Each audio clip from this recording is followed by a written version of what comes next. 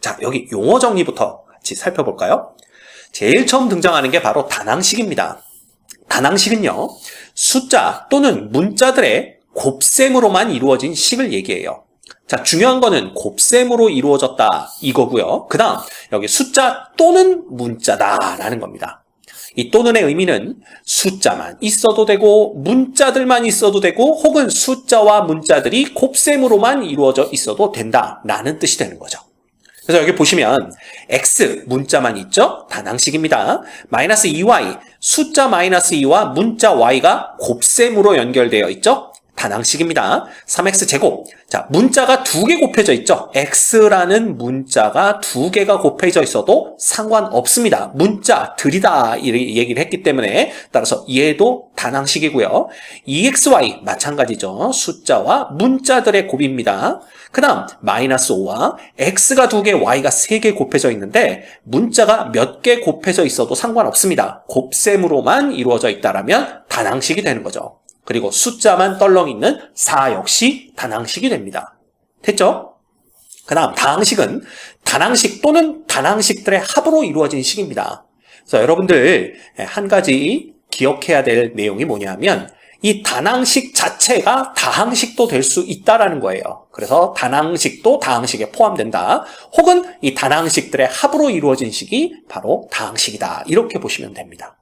그래서 사실 여기 단항식 얘라고 얘기했지만 이것들 각각이 다항식이라고 얘기를 할 수도 있다라는 거고요.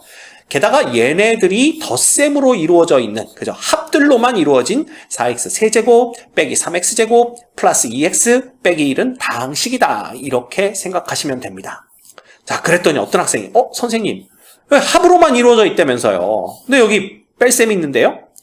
요 놈은 어떻게 보시면 되냐면 4x 세제곱 그 다음 플러스 마이너스 3x 제곱 이렇게 보시면 됩니다. 그죠? 플러스 2x 그 다음에 플러스 마이너스 1이다. 이렇게 보면 요 놈들이 뭐야? 다항식이 된다라는 걸 단항식들의 합이기 때문에 다항식이 된다라는 걸 알 수가 있죠. 됐죠? 그 다음 방금 본 다항식 요 놈에서 4x 세제곱 마이너스 3x 제곱 2x 마이너스 1들이 바로 단항식이라고 그랬죠. 그래서 여기 보시면 항이라는 놈은 뭐냐 하면 다항식에 포함된 각각의 단항식을 얘기합니다. 결국 다항식 이놈에서는 요것들이 이 다항식의 항이 된다 이렇게 보시면 돼요. 됐죠? 그 다음 계수는 뭐냐면요, 항에서 문자 부분을 제외한 숫자 부분이 계수가 됩니다. 그래서 다항식 4x 세제곱 빼기 3x 제곱 플러스 2x 빼기 1에서 항이 4x 세제곱 마이너스 3x 제곱 2x들 이런 것들이 있는데 얘네들에서 자 문자 부분을 제외한 숫자 부분이니까 4x 세제곱의 계수는 4가 되고요. 마이너스 3x 제곱의 계수는 마이너스 3입니다. 그 다음 2x의 계수는 2가 되는 거예요. 됐죠? 그리고 상수항은 뭐냐? 문자를 포함하지 않고 숫자만으로 이루어진 항 그랬으니까 여기 맨 마지막에 붙어있는 마이너스 1이라는 요 놈은 항이긴 한데 문자가 곱해져 있지 않고 숫자로만 이루어져 있죠. 그래서 요 놈을 상수항이다 이렇게 부르게 됩니다. 별거 없죠? 그 다음 차수 얘기를 할 수가 있는데 항의 차수라는 건 뭐냐 하면 하나의 항에서 특정한 문자가 곱해진 개수. 그래서 예를 들면 4x 세제곱 마이너스 3x 제곱 2x죠. 요 기에서 요 각각의 차수는 자 x가 3개 곱해져 있기 때문에 3차, 여기는 x가 2개 곱해져 있기 때문에 2차, 여기는 x가 하나 곱해져 있기 때문에 1차가 됩니다. 따라서 얘는 x에 대한 3차 단항식, x에 대한 2차 단항식, x에 대한 1차 단항식 이렇게 부릅니다. 중요한 것은 문자가 곱해진 개수에만 관심이 있고요. 앞에 곱해진 숫자, 즉 개수에는 관심 없습니다. 차수를 얘기할 때는요. 항상 문자가 곱해진 개수다 이렇게 보시면 돼요. 그 다음 다항식의 차수라는 건 다항식에서 차수가 가장 높은 항의 차수를 얘기합니다. 그래서 다항식 4x 세제곱 빼기 3x 제곱 플러스 2x 빼기 1의 차수는 자, 요 다항식을 이루고 있는 항들 중에 가장 차수가 높은 항이 바로 4x 세제곱이죠. 요 놈이 3차 단항식이라고 했기 때문에 요 가장 높은 차수를 다항식의 차수로 결정합니다. 따라서 요 놈은 3차 다항식이 되는데요. 문자가 x만 있기 때문에 x에 대한 3차 다항식이다. 이렇게 부르게 되는 거예요. 됐지? 어렵지 않아요. 그 다음 동류항 얘기해 볼까요? 동류항이라는 것은 문자의 종류와 차수가 같은 항입니다. 차수가 같다라는 건 곱해진 개수가 똑같다라는 얘기죠. 그래서 여기 보시면 요거 하나하나 우리 색깔 칠해가면서 볼까요? 다항식 요 놈에서 자 4x 세제곱과 5x 세제곱은요. 문자가 x들만 곱해져 있고요. 개수가 3개씩 곱해져 있기 때문에 앞에 곱해진 상수, 즉 개수와는 관계없이 문자가 곱해진 종류, 즉 x가 똑같고 그 개수, 즉 3개씩 곱해졌기 때문에 이 두 놈은 동류항이 됩니다. 됐죠? 그 다음 마이너스 3x 제곱과 6x 제곱 역시 x들이 곱해져 있고요. 문자만 보는 겁니다. 그 다음에 x가 2개씩 곱해져 있기 때문에 역시 동류항이 됩니다. 그 다음에 여기 2x와 마이너스 7x 역시 x들이 곱해져 있고 하나씩 곱해져 있기 때문에 얘네들은 동류항이 됩니다. 됐죠? 네, 이렇게 보면 아주 쉽게 볼 수가 있어요. 그래서 여기까지가 가장 기본적인 용어들에 대한 얘기였고요. 그 다음에 우리가 또 봐야 될 건 뭐냐면 사실 이 뒤로는 고등학교 수학에서 문제 푸는데 얘네들이 아주 중요한 결정적인 역할을 하는 건 아닙니다. 그렇지만 모르고 있으면 안 돼요. 나중에 여러분들 대학생 돼서 아르바이트로 과외를 하는데 선생님 이게 뭐예요? 라고 물어봤을 때 몰라 나도 이럴 순 없잖아요. 그러니까 이것도 한번 짚고 넘어가 보도록 하겠습니다. 자, 다항식 요 놈에서 근데 위에서 봤던 다항식이랑 얘가 조금 차이가 있는 게 보이시죠? 예, 위에서 봤던 다항식들은 전부 x들만 문자가 등장을 했었지만 여기는 x와 y가 동시다발적으로 등장하고 있습니다. 그래서 이렇게 봤을 때 자, 중요한 부분입니다. 얘를 x에 대해서는 이렇게 말하겠다는 얘기는 뭐냐면 말했다는 얘기는 뭐냐면 x 이외의 문자들은 상수로 보겠다는 얘기입니다. 즉 여기서는 x만 문자 취급을 하겠다는 얘기예요. 그러면 x만 문자 취급을 한다면 여기는 x가 4개, 여기는 x가 3개, 여기는 x 없죠. 여기 x 2개, x 하나, x 하나이기 때문에 x가 가장 많이 곱해진 항은 6x 4제곱. 따라서 이 다항식은 x에 대해서는 4차 다항식이 되는 겁니다. 됐죠? 그 다음 여기 y에 대해서는 이란 말은 y만 문자 취급하겠다는 얘기입니다. 즉 x는 상수 취급해버리겠다는 얘기죠. 그럼 y에 대해서는 몇 차 다항식이냐 보면 y가 곱해진 개수가 여기는 0개, 빵개죠. 그냥 여기 2개, 여긴 3개, 빵개, 2개, 1개, 빵개 이렇게 되니까 가장 높은 놈이 바로 마이너스 2y 세제곱입니다. 따라서 이것만 본다면 y에 대해서는 3차 다항식이 되는 거죠. 됐죠?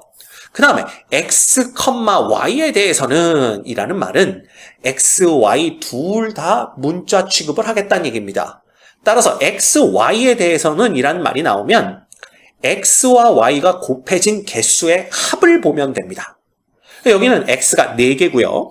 여기는 x 3개, y 2개니까 합치면 5개가 곱해져 있는 꼴입니다. 그쵸? 그 다음 여기는 y가 3개, x가 2개, 여긴 x와 y 합쳐서 3개, 여긴 x, y 합쳐서 2개 이렇게 되는 거니까 가장 높은 놈은 바로 요 놈입니다. 이 x 세제곱 y 제곱이고요. x와 y 더해서 5개가 곱해져 있기 때문에 얘는 x, y에 대해서는 5차 다항식이 되는 거죠. 됐죠? 요거를 아셔야 됩니다.